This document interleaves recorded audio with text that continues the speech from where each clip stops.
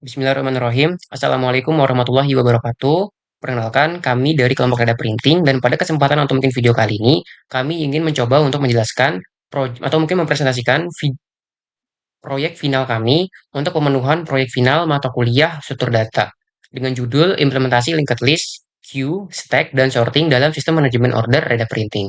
Nah, anggota kelompok kami terdiri dari 4 orang, yaitu saya, Andi Galang Ali Saputro, lalu ada Ignatius Gavrila Reda, Muhammad Hafiz Azaib, dan juga Dias Kafi Baldan.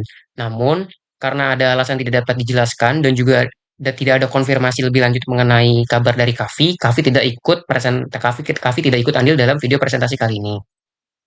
Mungkin next. Jadi pada kesempatan kali ini atau mungkin pada presentasi kali ini kami ingin mencoba untuk menjelaskan mengenai kode implementation-nya saja di luar dari batasan sistem, studi kasus yang dipilih dan lain sebagainya itu sudah terlampir di laporan maupun di PPT yang nanti akan kami lampirkan di Google Drive. Jadi, mungkin kita langsung bahas lanjut ke pembahasan kodenya. Jadi yang pertama ini kami itu untuk tahap-tahap awal kami itu mendefinisikan fondasi struktur data yang akan digunakan oleh kami menggunakan bahasa pemrograman C. Nah, pertama itu terdapat struktur data pesanan yang menggunakan fungsi struct untuk menyimpan seluruh informasi detail terkait satu order cetakan, seperti ID, nama pelanggan, terus detail produk, biaya, hingga deadline. Lalu, kode juga mendefinisikan 3 struktur data utama berbasis node untuk mengelola operasional cetak, mulai dari node pesanan yang berfungsi sebagai elemen dasar linked list untuk menampung data pesanannya, lalu node queue dan objek queue-nya untuk mengelola antrian proses produksi, serta node stack yang digunakan untuk mencatat riwayat perubahan status. Lalu, di halaman ini, kami itu membuat dan juga mendeklarasikan struktur data untuk variabel global, juga fungsi-fungsi bantuan atau mungkin utilitas untuk operasional program. Jadi yang pertama itu kami mendeklarasikan 3 variabel global utama sistem. Yang pertama itu adalah node pesanan yang digunakan untuk kita mendeklarasikan pointer head dari node pesanan tadi dari linked list-nya untuk data pesanannya. Lalu kami juga menggunakan objek antrian produksi untuk mengelola antrian atau mungkin queue serta pointer top stack untuk mencatat riwayat perubahan status pesanan dengan stack. Selanjutnya, halaman ini tuh juga menyediakan atau mungkin kode ini tuh juga menyediakan fungsi-fungsi bantuan atau mungkin utilitas dari input data untuk pembentukan operasional program. Yang pertama ada void bersihkan buffer, di mana di sini tuh berfungsi untuk membersihkan sisa input di memori agar pembacaan string berikutnya tidak terganggu. Lalu ada fungsi void input string, di mana fungsi ini tuh berfungsi untuk mengambil input teks dari pengguna dengan aman dengan menggunakan fungsi fget juga untuk menghilangkan karakter enter atau mungkin new line di ujung teks. Lalu ada int buat deadline dan juga void tampilkan deadline. Di mana di sini tuh adalah fungsi matematis untuk mengubah atau mungkin merubah input program tadi, komponen hari, bulan, dan juga tahun menjadi suatu angka integer tunggal berformat year, month, dan date. Nah, hal ini tuh digunakan atau mungkin kami gunakan agar mempermudah proses pengurutan data sortingnya serta sebagai fungsi juga untuk memecah kembali angka tersebut menjadi suatu kayak hasil hari, bulan, dan tahun saat dicetak kembali ke dalam layar. Lalu selanjutnya ada void pilih mesin, di mana di sini tuh fungsi interaktif berbasis menu switch case yang nanti juga akan kita lihat lebih lanjut atau mungkin lihat lebih sering di beberapa halaman berikutnya untuk menentukan jenis mesin cetak yang akan digunakan dalam proyek percetakannya. Kita bisa memilih mulai dari mesin satu warna, mesin 2 warna, mesin 4 warna, mesin lipat, hingga mesin jahit atau mungkin kita bisa memilih untuk opsi belum ditentukan. Boleh, next slide. Lalu kalau misalkan di halaman ini itu kami itu mendefinisikan kami itu berfokus untuk mendefinisikan fungsi-fungsi penentu atribut pesanan dan juga pengelolaan tahapan status proses produksi. Nah, di sini tuh kami sepenuhnya menggunakan fungsi switch case, fungsi-fungsi interaktif yang sudah saya jelaskan tadi. Nah, jadi fungsi yang kami deklarasikan pertama itu adalah void pilih warna, di mana di sini tuh kami itu menyediakan menu pilihan warna cetakan, mulai dari full color, cetak sebagian atau mungkin 1/4, 2/4, 3/4, hingga status default jika status warnanya itu belum ditentukan oleh pembeli atau mungkin calon calon calon pembelinya. Lalu ada juga void pilih plat, di mana di sini tuh menentukan kepemilikan alat cetak atau mungkin plat, di mana plat ini tuh sebenarnya berfungsi sebagai alat cetak di reda printing, di mana pengguna atau mungkin pelanggan itu bisa memilih apakah platnya itu disediakan oleh mereka sendiri, oleh pelanggan, berarti dia memilih klik iya, atau mungkin jika kalau misalkan dia tidak mempunyai platnya disediakan oleh toko atau mungkin disediakan oleh printing, maka dia memilih tidak. Lalu ada void pilih status pembayaran, di mana di sini itu adalah fungsi yang dikhususkan untuk admin untuk mengatur administrasi keuangan, di mana kita tuh bisa melihat apakah status pembayaran dari pelanggan ini tuh sudah ada atau belum. Nah, di sini tuh ada pilihannya, mulai dari belum DP, sudah DP, menunggu pelunasan, hingga status lunas. Nah, status ini tuh berfungsi untuk menjadi syarat krusial bagi sistem untuk meloloskan pesanan ke tahap produksi. Lalu selanjutnya ada void pilih status pesanan, di mana void ini tuh berfungsi untuk memperbarui fase pengerjaan fisik cetakan ke dalam salah satu dari 6 tahapan standar.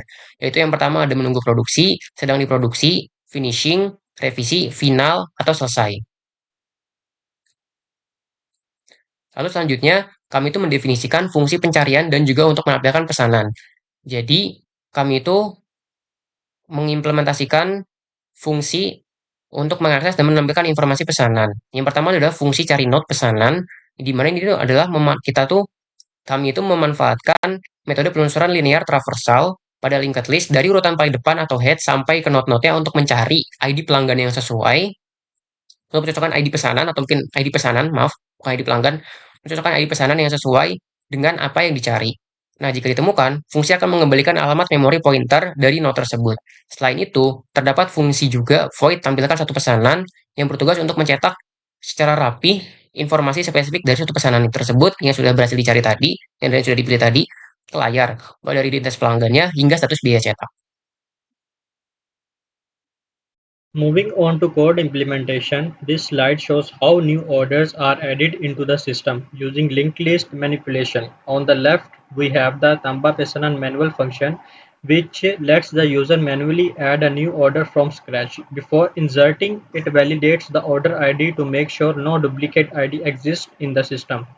It then collects all order details: customer name, product type, quantity, machine, color, plate, payment status, and deadline. On the right, you can see the second half of this function where the deadline is calculated and a new node is allocated using malloc.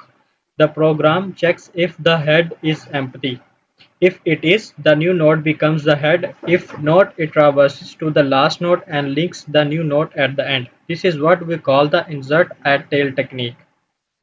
Next, here we have two more functions. On the left is Tamba Pesanan Automatis, which works similarly but accepts a pre-built order object as a parameter instead of asking for manual input. This is used to load our sample data automatically when the program starts. It follows the same insert at tail logic, check if head is null, otherwise traverses the end and link the new node. On the right is Tampilkan Simua Pesanan, which displays all stored data orders by traversing the linked list from the first node to the last, printing each order's full details along the way. Below it we have uh, Chari Pesanan Berdasarkan ID, which allows the user to search for a specific order interactively by typing in the order ID, and the program returns the matching data if found.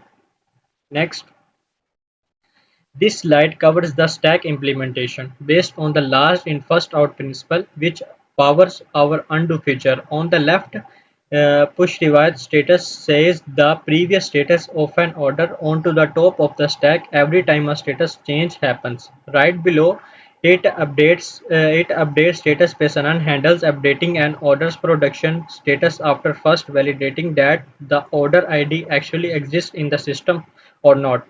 On the right side, undo status pesanan terakhir retrieves the topmost node from the stack, restores the order's previous status, and then frees that stack node from memory. Below that we have Pembayaran Meminuhisayarat, which checks whether an order payment status has it at least reached the down payment stage before it's allowed to move forward in the workflow. Next, now we move to the queue implementation, which follows the first in first out principle to manage our print production workflow. On the left, Masukan Pesanan ke Antrian Produksi places an order into the rear of the production queue, but only if its payment status is eligible. In the middle process, Antrian Produksi processes the order sitting at the front of the queue, updates its status to Sedang di Produksi or in production, removes it from the queue, and frees the allocated memory. On the right, Tampilkan Antrian Produksi displays the current state of the production queue from the front to rear, so we can monitor the processing sequence at any time. Next, this slide implements our sorting and filtering logic. On the left, CSIP urut deadline is a helper function that inserts a node into the correct position in a sorted list based on deadline value. Below it, sorting pesanan berdasarkan deadline applies the insertion sort algorithm dynamically across the entire linked list, rebuilding it so that orders with the nearest deadline appear first, helping us minimize the risk of delays. On the right, Tampilkan Pesanan Bilum Lunas scans through the linked list and displays only the orders whose payment status is not yet marked as lunas or paid in full. Next, here we see how our sample dataset is generated. The Buat Pesanan function takes in all the order parameters like ID, customer name, product type, quantity, machine, color, and payment status, copies them into a Pesanan struct, calculates the deadline, and returns the completed order object. Below that, Muat Data Chonto calls Tamba Pesanan Automatis 10 times to automatically load 10 sample orders into the system. The moment the program starts, so we always have data ready for testing and demonstration. Next, this is our main menu implementation. On the left, Tampilkan menu prints out all 11 menu options from adding a new order all the way to exiting the program. On the right, this is the main function, the entry point of our program. It first loads the sample data, then enters a loop that displays the menu, takes the user's input, and uses a switch statement to call the corresponding function for whichever menu option was selected. This loop keeps running until the user selects option 11 to exit. Assalamualaikum warahmatullahi wabarakatuh. Di kesempatan kali ini, saya akan mendemonstrasikan program sistem manajemen pesanan cetak reda printing yang dibuat menggunakan bahasa pemrograman C. Program ini merupakan implementasi beberapa konsep struktur data, yaitu struct, linked list, queue, stack, dan sorting, yang diterapkan pada studi kasus pengelolaan pesanan di sebuah usaha percetakan. Sebelum masuk ke demonstrasi, saat program dijalankan, sistem akan langsung memuat 10 data contoh pesanan, sehingga seluruh fitur dapat diuji tanpa harus melakukan input data dari awal. Kalau kayak gitu, mari kita coba untuk run program berikut. Baik, kalau gitu kita bisa lihat di sini, untuk sistem manajemen pesanan cetak reda printing, terdapat 11 menu utama. Daripada lebih lama lagi, mari kita langsung ke dalam demonstrasinya. Pertama-tama, saya akan menjelaskan pada bagian linked list. Karena linked list merupakan penyimpanan utama seluruh data pesanan. Linked list kami pilih karena jumlah pesanan pada percetakan bersifat dinamis. Data dapat terus bertambah tanpa harus menentukan kapasitas maksimal seperti pada array. Kalau kayak gitu, kita bakal coba salah satu menunya, yaitu adalah tampilkan semua pesanan. Di sini kita bisa lihat terdapat 10 pesanan, yaitu diurutkan dari pesanan ke 1 sampai ke 10. Kita bisa dilihat di sini untuk node-nya. Itu ada ID pesanan, nama customer, jenis produk, jumlah cetakan, mesin, warna, plat, status pesanan, status pembayaran, nominal DP, total biaya cetak, deadline, serta penanda apakah pesanan sudah masuk ke tren produksi. Jadi untuk menampilkan seluruh data ini, program melakukan traversal, yaitu mengunjungi node satu persatu dari head hingga node terakhir. Kalau kayak itu kita bakal coba untuk menambah pesanan cetak. Oke, ID pesanannya berapa? Yaitu adalah P011, karena sebelumnya sudah ada P010. Nama customer, Reda. Jenis produknya buku. Kemudian jumlah cetakan misal 1000. Oke, mesinnya kita bakal pakai mesin 4 warna. Warnanya itu full color. Kemudian platnya bakal dari customer enggak? Itu bakal pilihan nomor 2. Status pembayaran di sini belum DP. Oke, nominal DP-nya misal 500.000 dengan total biaya cetak itu di 100.000, 100.000 1 juta. Oke, karena kita menggunakan sistem year, month, and dates, jadi di sini bakal ditanya dulu harinya apa nih. Misal hari ini adalah hari Selasa di tanggal 30. 30 untuk bulannya adalah bulan 6, tahunnya tahun 2026. Oke, kita bakal coba lagi untuk tampilkan semua pesanan. Kita validasi dulu nih. Nah, di sini kita bisa lihat pesanan ke-11 itu ada. Itu ada di nama customer-nya itu Reda dan jenis produknya buku.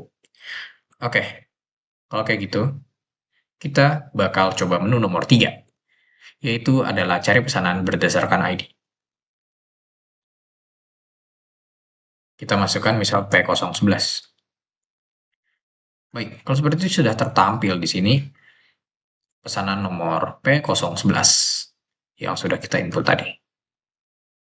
Jadi, program melakukan sequential search pada link list dengan membandingkan ID setiap node hingga data ditemukan. Setelah ditemukan, seluruh informasi pesanan akan langsung ditampilkan. Kalau kayak gitu, kita bakal lanjut ke bagian stack. Nah, untuk pada bagian stack ini, stack digunakan untuk menyimpan riwayat perubahan status pesanan sehingga apabila terjadi kesalahan, status sebelumnya masih dapat dikembalikan melalui fitur undo. Kita bakal coba pilih menu update status dulu nih, yaitu adalah menu nomor 4. Kita bakal pilih status baru. Oke, nomor 4. ID pesanan, misal yang nomor P011 tadi. Di sini statusnya adalah masih menunggu produksi. Oke, kita bakal ganti nih. Kita misal sedang diproduksi, yaitu pilihan nomor 2. Kita bisa lihat di sini bahwa status pesanan berhasil diubah menjadi sedang diproduksi. Lanjut, kita bakal coba fitur undo. Nomor 8. Oke, kalau kayak gitu, kita sudah melakukan undo pesanan terakhir. Yaitu yang tadi sebelumnya kita sudah update menjadi sedang diproduksi, kembali menjadi menunggu untuk diproduksi. Itu untuk menu nomor 8. Karena stack itu menggunakan prinsip last in first out, maka perubahan terakhir akan menjadi perubahan pertama yang akan dikembalikan. Selanjutnya, kita akan masuk ke dalam implementasi dari queue. Queue digunakan untuk mengatur antrian produksi dengan prinsip first in first out atau FIFO, sehingga pesanan yang masuk lebih dahulu akan diproses terlebih dahulu. Yang menarik, queue pada program ini tidak menyimpan ulang seluruh data pesanan, melainkan hanya menyimpan pointer yang mengarah ke node pada link list. Dengan cara ini, penggunaan memori menjadi lebih efisien. Kita akan menggunakan menu nomor 5. Jadi kita akan memasukkan beberapa pesanan ke dalam antrian produksi. Kita akan coba ID pesanan, misal adalah tadi P011. Nah, di sini kita bisa lihat, karena P011 itu masih belum melakukan DP, jadi dia ditolak untuk bisa masuk ke dalam antrean. Jadi sistem hanya menerima pesanan dengan status sudah DP, menunggu pelunasan atau lunas. Jadi hanya itu saja yang bisa masuk ke dalam antrian. Kita bakal coba untuk yang bisa masuk ke dalam antrian. Misal adalah P001. Kita akan coba lagi menu nomor 5. Di sini ID pesanannya P001. Nah, kita bisa lihat di sini bahwa P001 berhasil kita masukkan ke antrean produksi. Oke, kalau kayak gitu, kita akan menampilkan isi antrian dengan fitur nomor 7. Kita bisa lihat di sini yang sudah masuk ke dalam antrean produksi itu adalah ID pesanan dengan P001. Selanjutnya kita masuk ke dalam proses antrian. Pesanan yang berada di posisi front diproses terlebih dahulu sesuai prinsip FIFO. Selain mengeluarkan data dari queue, program juga menyimpan status sebelumnya ke stack sebelum mengubah status menjadi sedang diproduksi. Dengan demikian, perubahan tersebut masih bisa diundo. Kita akan coba fitur nomor 6. Di sini kita bisa lihat, status diubah menjadi sedang diproduksi. Selanjutnya kita akan masuk ke dalam sorting. Jadi, seperti yang sudah saya bilang tadi, deadline pada program di sini menyimpan formatnya itu adalah year, month, and date. Jadi misalnya sekarang adalah 30 Juni 2026, disimpan sebagai 2026 06.30. Jadi kita bakal coba dulu untuk menggunakan menu sorting. Yang dimana itu adalah menu nomor 9, sorting pesanan berdasarkan deadline. Nah, kita bisa lihat di sini bahwa pesanan semua diurutkan berdasarkan deadline cetakan.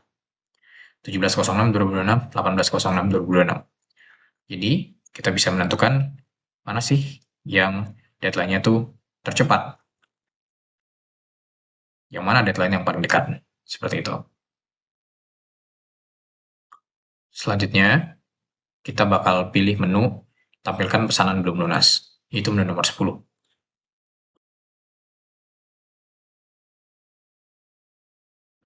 Di sini kita bisa lihat ya, program itu lakukan traversal pada link list dan hanya menampilkan pesanan yang status pembayarannya belum lunas. Fitur ini bisa membantu admin untuk memonitor pelanggan yang masih memiliki kewajiban pembayaran.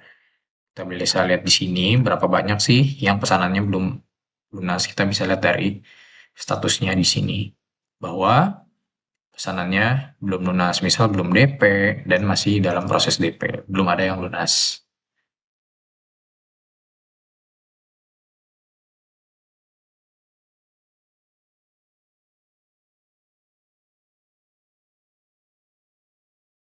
Oke, untuk kesimpulannya, dari demonstrasi ini dapat disimpulkan bahwa setiap struktur data memiliki fungsi yang berbeda dan saling terintegrasi.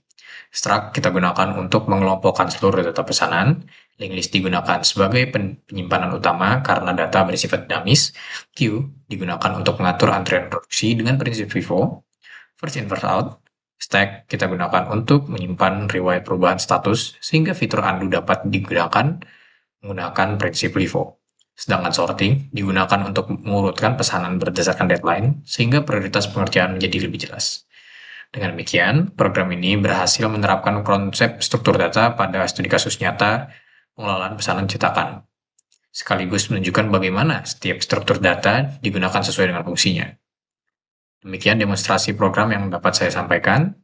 Terima kasih atas perhatiannya. Wassalamualaikum warahmatullahi wabarakatuh.